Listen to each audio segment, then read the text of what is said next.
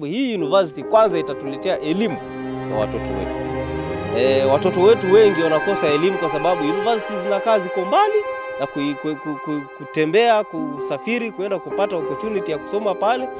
The second system that we are looking at is the system of a hospital. Just as our constitution states, every person has the right to health care. So that right is achieved when people literally you have a hospital and you have doctors and you have nurses. Sisi wenyewe ndio wenye tunaijenga na iko kwetu sisi wenyewe. We are the founders and we are the possessors of the project. Kwa hivyo tuna manufaa mengi kuhusiana na hii project. Kuna vile shule na kuna viwanda ambavyo vitakuwa hapa ndani, vitajengwa na watu watapata kazi. Kweli ni kuwa tumekuwa na maisha magumu kutoka kwa viongozi wetu. Tumeletewa miradi, wengine wanapinga, na inahitajika waunge mkono mradi huu ili tuweze kusonga mbele pamoja, ili tuweze kujenga uchumi wetu wa Kenya.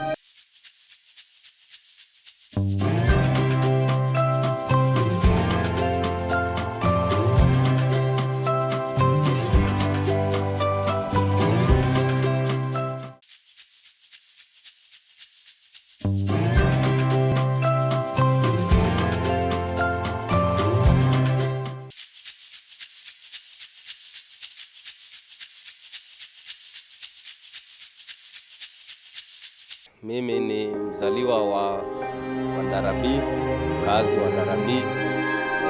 Ndara iko katika ukoo wa Wasagala. Sisi ni watu wa Sagala. Tunaposikia Sagala Mountains, sisi ndio Wasagala original. Na katika hii Sagala mababu zetu waliishi katika milima ya Sagala, wakiishi hapa juu na kulima pale chini katika nyika na katika mabonde. Hapo ndio mahali walikuwa wakilima na wakichunga mifugo. Walikuwa ni watu wafugaji sana. Karibu kila boma ilikuwa na mifugo, na ndio maana wakaamua kutenga sehemu ya kuishi na sehemu ya kulima na sehemu ya kuchunga. Tuko na maeneo tofauti katika hii Sagala. Tuko na Wasagala wa Ndara, tuko na Wasagala wa Teri, na tuko na Wasagala wa Kishamba. Wote wameishi milimani hapa juu na wako na plains za kuchunga pale chini pamoja na kufanya shughuli za ukulima. Na sisi watu wa Ndara tumepakana na watu wa Teri pande hii ya mbele, Teri B, ambayo pia wana sehemu ya milimani na sehemu yao ya chini ya kuchunga huko plains. Na pande ya mbele tumeenda mpaka tukafika Voi Town, na tumeshikana na watu wa Mbololo pande hiyo ya mbele wakienda mpaka milima ya Mbololo. Pande hii ya chini tumetembea, tumeshuka mpaka kwa reli ya Taveta, na huko tumeshikana na watu wa Ronge, ambao watu wa Ronge wanaanzia pale wakienda katika milima ya Taita. Sasa majirani zetu unapata pande ile ni watu wa Ronge, na pande ya kuelekea barabara ya Tanzania tuko na majirani zetu watu wa Matate huko na watu wa Mgeno. So sisi tuko na sehemu yetu ya Ndara A na Ndara B ambayo ndio ardhi yetu ya mababu zetu. Katika Ndara B tuko na plani ambayo tunataka kujenga Diaspora University project ili kufanya watu wetu wapate kazi, maana sisi tumeishi hapa bila kazi sana. Eneo letu ni eneo la ukame, na ukulima umekaa changamoto kwetu kwa sababu ya ukame. Mifugo wengi wameuliwa na ukame, ndio tukaamua sasa wacha tulete hii project ili tutengeneze kazi kwa watu wetu, na pia project hii itatupatia manufaa kwa sababu watoto wetu wanapata shule hapa karibu, watoto wetu na jamii zetu watapata matibabu ya kiafya hapa karibu, maana tutajenga hospitali. Pia vile kuna viwanda ambavyo tunataka kuanzisha hapa kwa ajili ya kuleta kazi kwa watu wetu. Na ndio maana tunataka kusisitiza ya kwamba hata tungependelea, kwa sababu hatutaenda bila kiongozi katika siasa, tukapendelea pia tuna kijana wetu ambaye tunampropose, tunataka tumshike mkono, tumtume katika assembly ili atakapofika pale ashikane na wale wengine wa MCA wa Taita Taveta watengeneze bills ambazo zitasababisha ile revenue ambayo inakuwa collected kwetu sisi ije ikatufanyie kazi. Kama vile barabara zetu ni mbaya sana hapa, badala ya kutegemea msaada kutoka kwa serikali au ufadhili kutoka kwa watu wengine wa nje kama NGOs, sisi wenyewe tuko na wafanyikazi wengi hapa kwetu, vijana wetu hawana kazi, na material tuko nazo, mawe yako mengi hapa katika mlima huu wa Sagala, na barabara zinatengenezwa na mawe tu na wanadamu. Wanadamu wa kufanya hiyo kazi, vijana wetu hawana kazi, wanaweza kufanya hiyo kazi na pesa tunaona ziko. Badala ya kusema tunangojea pesa ambazo zitatoka katika serikali, tuko na pesa ambazo tunalipa sisi wenyewe ushuru. Katika kaunti hii kuna ushuru wa mchanga unachukuliwa usiku na mchana hapa na county government. Kuna ushuru ambao unachukuliwa katika biashara zetu. Kuna ushuru aina nyingi unachukuliwa hapa, na huu ushuru hatujui unaenda kufanya kazi gani. Badala ya ukuje kutufanyia sisi kazi, basi unakuwa sasa unatumika katika njia ya vile mtu atakavyoamua yule ambaye amechaguliwa kuwa mkubwa katika siasa. Na hii ndio tunataka siasa yetu pia tuanze kuijenga kwa kuchukua wajumbe wetu ambao tutawatuma pale katika assembly waende kututetea na kututengenezea bills ambazo zitarudi kutusaidia tupate kazi hapa. Katika project yetu hii ya Diaspora, kama vile nilivyosema, ni kwamba sisi tumekuwa na ardhi yetu hapa, na hii ardhi tulikuwa tunaitumia katika kuchunga, vile vile katika ukulima. Lakini kwa sababu ya ukame ambao unachukua muda mrefu sana hapa Taita Taveta, tumeonelea ni kwamba ardhi yetu sisi haitatunufaisha vile sana. Bana mifugo ambayo tuko nayo wamekufa kwa ajili ya ukame, na vile vile kilimo kimekuwa ni shida kwa ajili ya ukame. Na tukaamua basi tukafikiria tutafanya nini ili watu wetu wapate kusaidika kutokana na rasilimali ambazo tuko nazo hapa. Tuko na rasilimali nyingi: mawe, mchanga, miti, eneo la kujenga. Tuko na maeneo mazuri, tunaweza tukajenga hoteli, tunaweza tukajenga industries. Lakini tumeamua sasa hivi kujenga university, kwa sababu hii university kwanza itatuletea elimu kwa watoto wetu. Watoto wetu wengi wanakosa elimu kwa sababu universities zinakaa ziko mbali, na kutembea, kusafiri kwenda kupata opportunity ya kusoma pale inakuwa ni changamoto. Na ndio maana tukaonelea university ikiwa hapa karibu kwetu, basi masomo pia yatakuwa yameimarika hapa kwetu, maana kuingia katika university kutakuwa ni rahisi. Vile vile kuna hospitali ambayo itajengwa hapa katika project hii ya Diaspora. Kwa kweli katika upande wa matibabu hapa Taita Taveta tuko na matatizo, maana hospitali zetu nyingi, hata ukipata accident, watoto wengi wamepata accident ya pikipiki wanakuwa referred Mombasa, na unapata hapa Voi hatuna ward ambayo inaweza kukua ya emergency na inaweza kuokoa maisha. Watu wengi wanakuwa referred Mombasa, unakuta Mombasa kufika Coast General. Pia kuna msongamano wa wagonjwa wengi ambao wanatoka katika counties tofauti, na hospitali ni hizo zinazotegemewa. Sasa unapata maisha mengi yanapotezwa kwa sababu ya kukosa emergency unit katika hospitali. Na katika hospitali ambayo inajengwa hapa, hiyo itakuwa ya matibabu ya karibu na ya emergency ward itakuwa ni kitu cha kwanza ambacho kitashughulikiwa sana katika hospitali hiyo. Nafasi za kazi pia zitaimarika, maana watoto wetu ambao wamesoma na wanakosa kazi, basi watapata kazi hapo. Na wale ambao hawajapata nafasi ya kusoma watasoma na wataajiriwa katika kazi hii, kwa sababu ni project yetu sisi wenyewe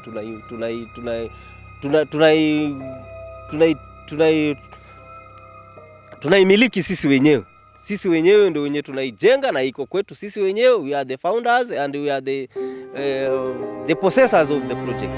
Na kuna viwanda ambavyo vitakuwa hapa ndani, vitajengwa na watu watapata kazi. Sisi wenyewe tumepata opportunity ya supply materials katika kujenga hii project.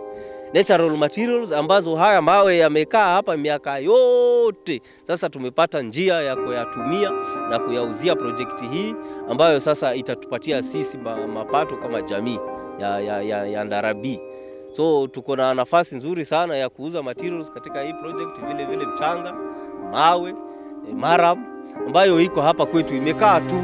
Sasa tutatumia hii nafasi tukipata pesa na sisi za kujiendeleza zaidi, kufungua makazi mengine zaidi, kufungua production zingine zaidi ambazo zitatuendeleza mbele na mbele. Hatutawahi tena kurudi nyuma. My name's Dan Kamau.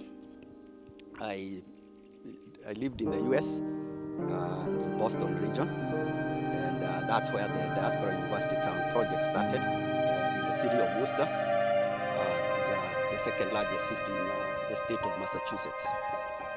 Diaspora University Town is a project for creation of jobs and at the same time development of a town.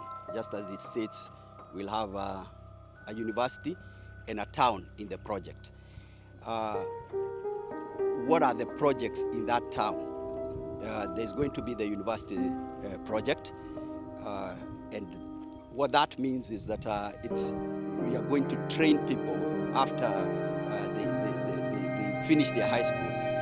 You go to the university to get your training, doctors, nurses, all the professionals that are needed to actually sustain an economic system. The second system that we are looking at is the system of a hospital. A hospital comes about because there are people living in a region, and they need their health care, they need just as our constitution states, every person has the right to health care. So that right is achieved when people literally, you have a hospital and you have doctors and you have nurses. So when you have a population anywhere, you need a hospital. So that is something that we saw in the US. There are so many cities, there are states and cities, and you can see all those hospitals that are there that provide the healthcare need. The other thing that we are looking at in the project is as we create the town. When you have a town that people are settled in, one thing that you want to is the consideration that after the persons are working, where do they live? If you take models like in the US, you will see that the jobs creation and the housing are totally connected. Even our constitution also stated that people have the right to accessible housing and accessible and adequate housing. So you have to plan for that. When you start in industries, when you're starting a settlement, you also have to start planning for the settlement such that you don't have slums emerge or unplanned settlements. You also do not destroy the environment. So basically that's how the plan also evolved, and that's also a lot of work, jobs created, because in the population, just for example, if you have a settlement of 10,000 people, you require close to 100 people just working on the environmental side, such that people can have the right to clean and healthy environment. So those are some of the models that were incorporated in what now is called the Diaspora University Town. We are happy that the project came to Ndara. The project was looking for a place to be set in, and we are so happy that it came to the plains of Ndara because, number one, as Ronald has stated, there's adequate materials. There's materials for building, there's materials. It's sort of, the project will also enable these materials that have been lying here, not just develop Diaspora University Town, but also be applied to develop housing and creation of jobs all over the country. Kenya right now needs a load of roads infrastructure. It also needs a lot of housing. If every person was to literally be able to, if we can say that the person was able to live in a good house, we need to build all those houses. And you can see those materials here.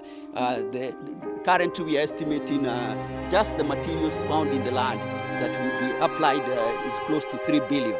As Ronald said, the other thing that when we looked at the approach of financing, we looked at it from models that have already built countries like the US, which is currently sits at a GDP of 21 trillion. And we looked, how did they reach to that level? What are the financial systems that they applied? And one of the biggest financial systems that is being lost in the country is when people stay idle. For example, when people work, that work they have done that day is literally what becomes the producer of roads, becomes the producer of housing. But if they stay idle, that's money lost. But on the other side, there is also the financial side of our country. We have seen and participated in it. I think in the last 15 years, the diaspora Kenyans have sent 2.3 trillion $2.3 billion, which is $23 billion, which once calculated based on the current exchange rate is close to $2.3 trillion. So the diaspora Kenyans are bringing that resource here, money to put in here. We'll also work with the system of the banking sector in Kenya, which is also growing tremendously. Just in the turn of the last 10 years, 2010, the deposits in Kenya were 1 trillion with loan advances at 700 billion. In 2010, Kenya closed at 4 trillion deposits and loan advances of 3 trillion. So the financial sector of Kenya is also growing tremendously.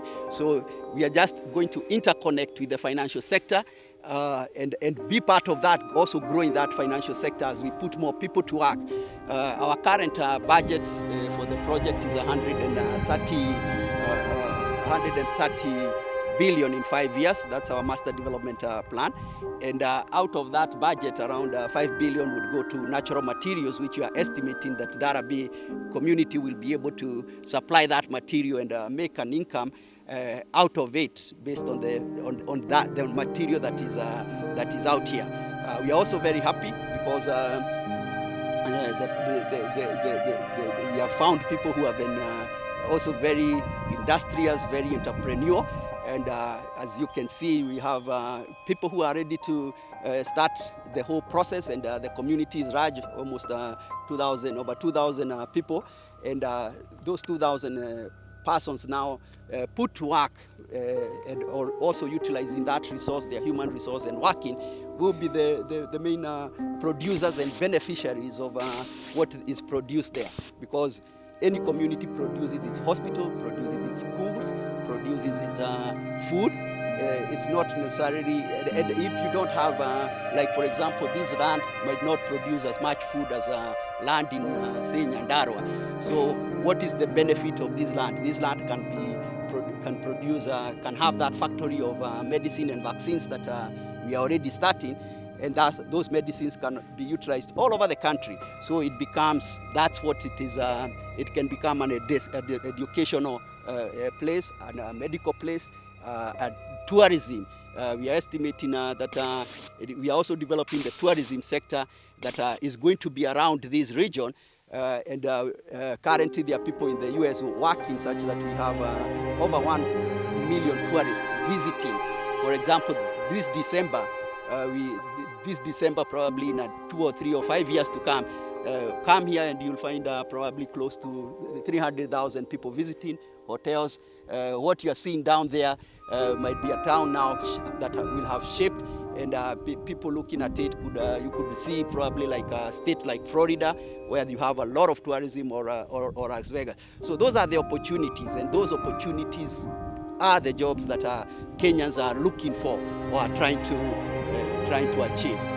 Mimi ni mkazi wa maeneo ya Gimba, lakini upande wa Ndara B community mimi ni mwakilishi wa vijana, na siku ya leo nimefurahia kukutana na pamoja na nyinyi. Kweli ni kuwa miaka mingi tumekuwa tunasumbuka na kazi, na tumeona mradi huu umekuja kama tegemeo kubwa kwa wananchi wote, wa mama, vijana na hata wazee. Najua mradi huu utatengeneza kazi mingi zaidi ya over 20,000 job. So mimi ombi langu kuu kwa watu wote ambao kutoka Ndara B, hata wenye wanaishi Voi, pamoja na viongozi wetu, wajitokeze kwa ukakamavu kabisa, tuunge mradi huu mkono, tuhakikishe vijana wetu wanapata ajira, ndo waache kuombaomba mjiani, ndo waache kukunywa pombe na mihadarati yote. Maana kazi, mtu akipata kazi amepata chakula, mtu akipata kazi amepata ulinzi, mtu akipata kazi hata amepata karo ya mtoto ya shule. So na kiini kikubwa ama cha matatizo yetu ni kazi. Kweli ni kuwa tumekuwa na maisha magumu kutoka kwa viongozi wetu. Tumeletewa miradi, wengine wanapinga, na inahitajika waunge mkono mradi huu ili tuweze kusonga mbele pamoja, ili tuweze kujenga uchumi wetu wa Kenya.